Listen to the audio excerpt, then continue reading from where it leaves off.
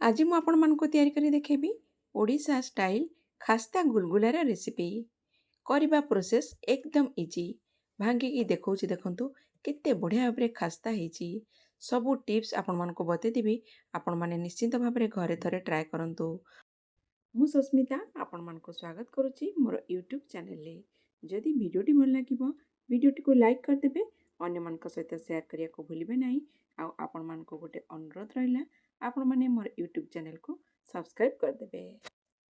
ଏବେ ଚାଲନ୍ତୁ ଭିଡ଼ିଓଟି ଷ୍ଟାର୍ଟ କରିବା। ଗୁଲଗୁଲା ତିଆରି କରିବା ପାଇଁ ଗୋଟେ ଜାଗାରେ ନେଇଯିବା ଗୋଟେ କପ୍ ଅଟା। ଏମିତି ମେଜରିଂ କପ୍ ଯଦି ଆପଣଙ୍କ ପାଖରେ ନଥିବ ଗୋଟେ ଗିନା ସେଟ୍ କରି ନିଅନ୍ତୁ। ସେଇ ଗିନାରେ ସବୁ ମେଜରମେଣ୍ଟ କରିବେ। ଅଧା କପ୍ ନେଇଯାଉଛି ସୁଜି।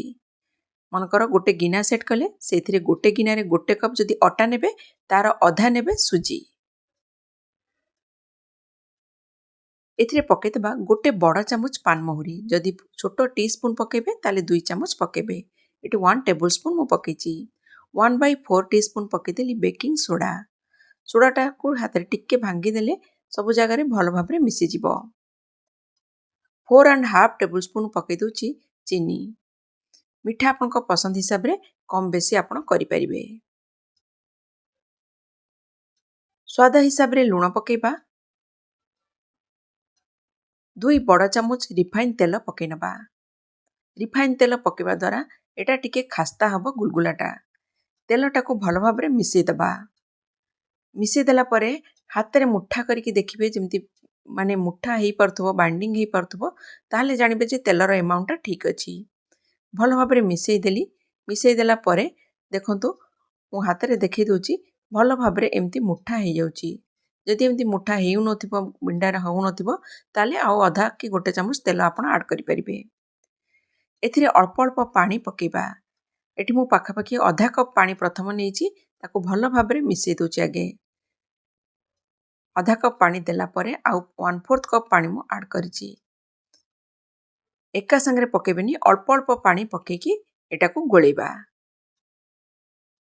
ଟିକେ ଏଟା ପାଣିଆ ପାଣିଆ ହେବ, ଯେମିତି ଅଟା ପରିକା ଟାଣ ଚକଟିବେନି, ପୁରା ନରମ ଏଟା ଚକଟା ହେବ। ଆଉ 1/4 କପ୍ ନେଲି, ଅଧା କପ୍ ପୁରା ଲାଗିଗଲା, ଆଉ 1/4 କପ୍ ନେଇଛି। ଦେଖନ୍ତୁ ଏତିକି ରହିବ ପାଣି, ମାନେ ବେଶୀ ଆଉ ଟାଣ କରିବେନି, ଏମିତି ନରମ ରହିବ ଅଟାଟା। 1/4 କପ୍ ପାଣିରୁ ମୁଁ 1 ଟି ସ୍ପୁନ୍ ପାଣି ଆଉ ରହିଲା ଦେଖନ୍ତୁ, ଆଉ ସବୁ ପାଣି ୟୁଜ୍ ହେଇଗଲା, ମାନେ 1 କପ୍ ଆଉ 1/4 କପ୍ରୁ 1 ଟି ସ୍ପୁନ୍ ପାଣି ରହିଗଲା। ଆକୁ କଭର୍ କରିକି ଆମେ ରଖିଦେବା ରେଷ୍ଟ ପାଇଁ ପାଖାପାଖି 5ରୁ 7 ମିନିଟ୍। ଚାଲନ୍ତୁ ତେଲଟାକୁ ଗରମ କରିବା।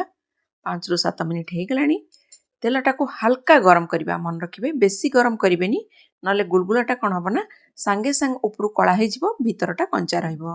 ଏକଦମ ହାଲକା ନଖ ଉଷୁମ ଯେମିତି ହେଇଥିବ ସେଇ ଟାଇମ୍ରେ ଆମେ ଗୁଲଗୁଲାକୁ ଏମିତି ପକାଇବା।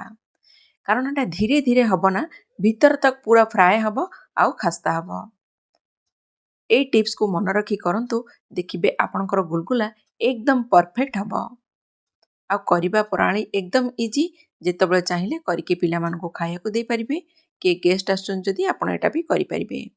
ଦେଖନ୍ତୁ ଲୋ ଫ୍ଲେମ୍ରେ, ଏକଦମ ମିଡ଼ିୟମ୍ ଲୋ ଫ୍ଲେମ୍ରେ ମୁଁ ଛାଡ଼ି ଦେଇଛି। ଧୀରେ ଧୀରେ ଏଟା ଫ୍ରାଏ ହେବ।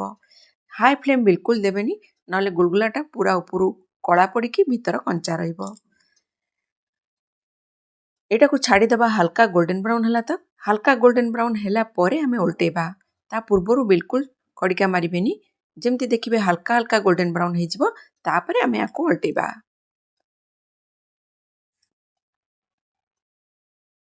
ଏଇନା ଦେଖନ୍ତୁ ହାଲକା ହାଲକା ଗୋଲ୍ଡେନ୍ ବ୍ରାଉନ୍ ହେଇଛି। ଆମେ ଓଲଟେଇ ଦେବା ସବୁ ଗୁଲଗୁଲା ଗୁଡ଼ାକୁ।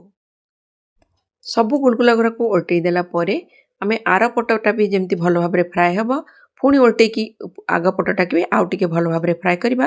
କାରଣ ଆଉ ଟିକେ ଏଟା ବ୍ରାଉନ୍ ହେବ, ଏକଦମ ହେଇନି, ହାଲକା ହାଲକା ହେଇଛି। ତେଣୁ ସବୁପଟେ ଭଲ ଭାବରେ ଯେମିତି ବ୍ରାଉନିଶ୍ କଲର୍ ହେଇଯିବ ନା, ତାପରେ ଆମେ ଗୁଲଗୁଲାକୁ ବାହାର କରିବା। ଆଉ ସବୁବେଳେ ମନେ ରଖିବେ ଗ୍ୟାସ୍ର ଫ୍ଲେମ୍କୁ ଲୋ ମିଡ଼ିୟମ୍ ରଖିବେ। ହାଇ ଫ୍ଲେମ୍ ବିଲକୁଲ କରିବେନି, ନହେଲେ ସାଙ୍ଗେ ସାଙ୍ଗେ ଗୁଲଗୁଲା ଗୁଡ଼ାକ ଜଳିଯିବ। ଦେଖନ୍ତୁ ଓଲଟେଇ ଓଲଟେଇକି ମୁଁ ସବୁପଟେ ଭଲ ଭାବରେ ଗୋଲ୍ଡେନ୍ ବ୍ରାଉନ୍ ହେଲା ତାକୁ ଫ୍ରାଏ କରିବି। ଆର ପଟଟା ବି ହେଇଗଲାଣି, ଟିକେ ଓଲଟେଇ ଦେଲି। ପୁଣି ଆଗ ପଟଟାକୁ ବି ଆଉ ଟିକେ ଫ୍ରାଏ କରିବା, କାରଣ ଆଉ ଟିକେ ବ୍ରାଉନିଶ୍ କଲର୍ ହେବ। ଏକଦମ ହାଲକା ହାଲକା ହେଇଥିଲା, ତେଣୁ ଓଲଟେଇକି ପୁଣି ଛାଡ଼ି ଦେଉଛି କିଛି ସମୟ ପାଇଁ। एमती करंतु ना आपन को गुलगुला एकदम परफेक्ट हबो आपण माने थरे कले जानि परिबे। देखंतु जोगरा हे गेलानी मु काढी दउची केते बढ़िया भाबरे क्राक आसी ऊपरे देखंतु आ केते बढ़िया भाबरे खास्ता हेची।